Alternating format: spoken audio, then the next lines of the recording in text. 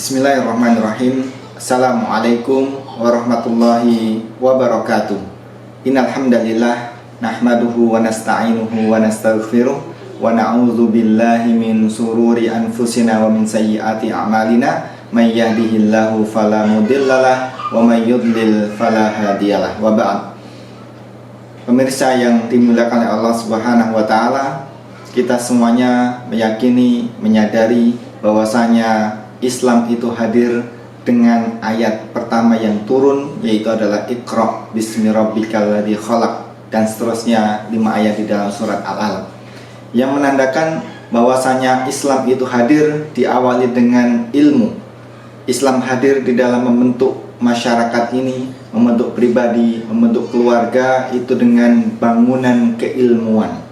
Akan tetapi keilmuan yang bagaimana yang diharapkan oleh Islam, yaitu adalah keilmuan yang bisa menyambungkan kepada Rabb-Nya yang menciptakannya. Oleh karena itu Allah Subhanahu wa taala berfirman, Iqra, lanjutannya adalah bismi rabbikal ladzi khalaq, yang telah menciptakan kita semuanya, yaitu Iqra, bacalah dengan menyebut nama Allah Subhanahu wa taala yang telah menciptakan. Maka ilmu yang diharapkan Islam itu adalah ilmu yang tidak sekuler, yaitu ilmu yang tidak memisahkan antara objek ilmu dengan sumber ilmu, antara materi yang dipelajari di dalam ilmu tersebut dengan sang pencipta materi, yaitu Allah Subhanahu wa taala. Sehingga dengan konsep yang demikian ini, yang tidak sekuler ini, maka kemudian kita bisa mendapatkan keberkahan daripada ilmu. Dan itulah yang terjadi pada generasi-generasi Islam yang gemilang. Bagaimana pribadi-pribadi mereka itu kemudian haus dengan ilmu. Kita menyadari Rasulullah Muhammad SAW itu adalah seorang yang ummi, yang tidak bisa membaca. Tetapi beliau kemudian menyadari, meletakkan bangunan-bangunan keilmuan, bangunan-bangunan budaya literasi itu sedemikian baiknya, sehingga para sahabat itu dikenal dengan masyarakat yang gila ilmu. Ya. Bagaimana kita mendapatkan dalam catatan sejarah ketika Muhammad SAW itu diutus pertama kali di Jazirah Arab, di kota Mekah, maka di sana yang bisa membaca dan menulis dengan baik seluruh kota itu hanya belasan saja. Tapi begitu Rasulullah SAW itu wafat di usia beliau 63 tahun, yang artinya ada 23 tahun rentang masa kenabian beliau SAW, maka ketika beliau wafat di Madinah dan di Mekah Madinah saat itu terdapat ratusan orang yang kemudian bisa membaca dan menulis. Artinya perkembangannya sangat pesat sekali, sangat eksponensial sekali. Terlebih kemudian ketika kita membaca 100 tahun berikutnya, yaitu di era Khulafaur Rasyidin dan berikutnya, maka kemudian kita bisa melihat bahwasanya Jazirah Arab dan kemudian di sekitarnya itu bangunan-bangunan keilmuan itu menjadi sedemikian rupa, sedemikian baiknya.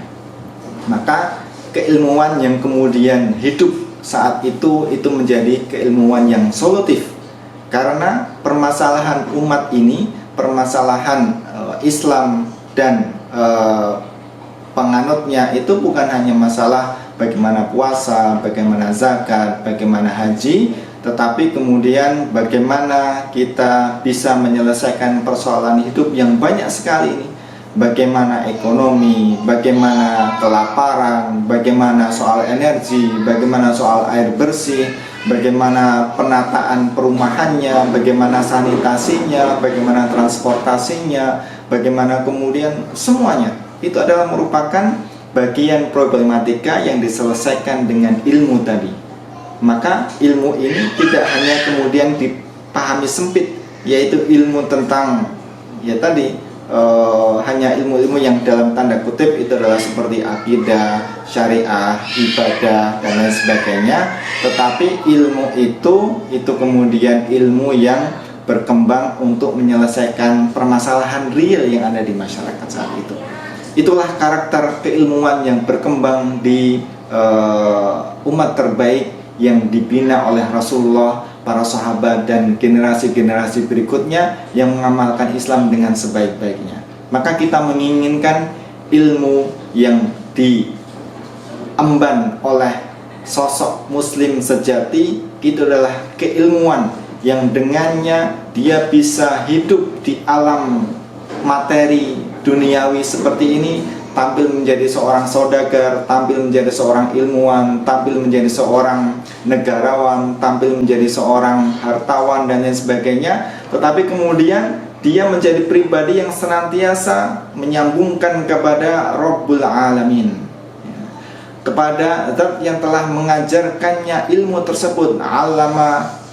Alamal insana malam ya'lam, yang telah mengajarkan manusia apa-apa yang tidak diketahuinya. Maka ya, ibaratnya jasadnya itu berada di bumi, dia menyelesaikan problematika yang ada, dia berkehidupan secara biasa, dia melakukan ikhtiar-ikhtiar manusiawi, tetapi hatinya, tetapi ruhnya senantiasa ingat kepada akhirat, ingat kepada Allah Subhanahu wa Ta'ala. Dan itu adalah konsep Islam.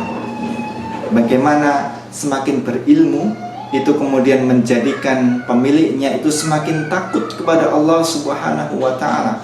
Bagaimana semakin pintar orang, semakin bisa melihat bagaimana tanda-tanda alam, tanda-tanda semesta ini, maka dia kemudian bisa menyampaikan suatu kesimpulan, ma khalaqta hadza batila subhanaka faqina adzabannar. Tidaklah Allah Subhanahu wa Ta'ala menciptakan segala macam pernak-pernik yang ada di dalam dunia ini, langit, bumi, dan seluruh isinya ini sia-sia, termasuk organisme kecil, kemudian ada benda ini, ada unsur itu, ada kemudian kejadian ini dan itu di alam semesta. Itu semuanya ada manfaatnya, dan itulah keilmuan yang bisa digali seorang orang muslim. Dan kemudian dia melanjutkan aktivitasnya tidak hanya pinter secara kognitif saja, tetapi kemudian dia bisa subhanaka, dia selalu menyucikan Allah Subhanahu wa Ta'ala, dan kemudian endingnya adalah faqina adzabannar,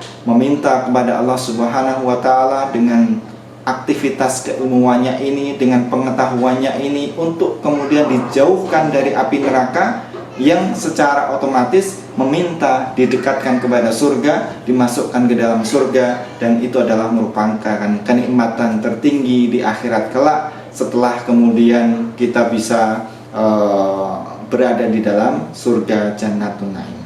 Maka keilmuan yang dimaui oleh Islam itu adalah keilmuan sebagaimana ulul albab, yang kemudian aktivitasnya melihat siang dan malam, melihat bagaimana perkembangan teknologi, sekolah, belajar, beraktivitas kehidupan dan lain sebagainya, yang endingnya itu adalah bagaimana dia meminta surganya Allah Subhanahu wa Ta'ala setelah dia benar-benar mengagungkan, benar-benar mensucikan, benar-benar mengesahkan Allah Subhanahu wa Ta'ala di dalam setiap aktivitas, setiap gerak pikiran, dan setiap gerik hatinya.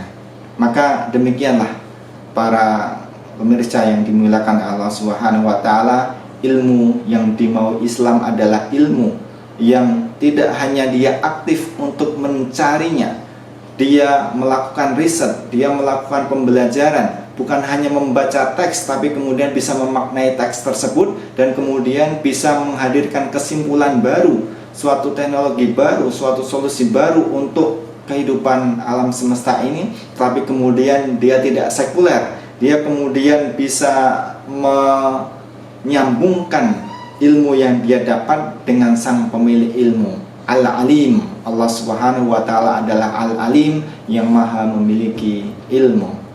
Demikian yang bisa kami sampaikan. Mudah-mudahan kita semuanya dan generasi yang hadir setelah ini, anak-anak kita, cucu kita, anak-anak didik kita, menjadi generasi yang tidak hanya generasi yang gila ilmu sebagaimana para sahabat dan generasi terbaik umat ini, tetapi sebagaimana mereka pun gila ilmu, mereka pun juga kemudian semakin tunduk, semakin takut kepada Allah Subhanahu wa Ta'ala, dan senantiasa meminta untuk dijauhkan dari surga dan meminta untuk dimasukkan ke dalam dijauhkan dari neraka dan kemudian meminta untuk dimasukkan ke dalam surganya Allah Subhanahu wa taala, dan itu adalah merupakan harapan kita semuanya. Mudah-mudahan Allah Subhanahu wa taala memberkahi waktu-waktu kita, memberkahi segala aktivitas kita di tengah wabah yang saat ini sedang melanda, dan semoga Allah Subhanahu wa taala segera mengangkat wabah ini dengan doa-doa kita, dengan ikhtiar-ikhtiar kita, dan kita pun akan mendapatkan keridhaannya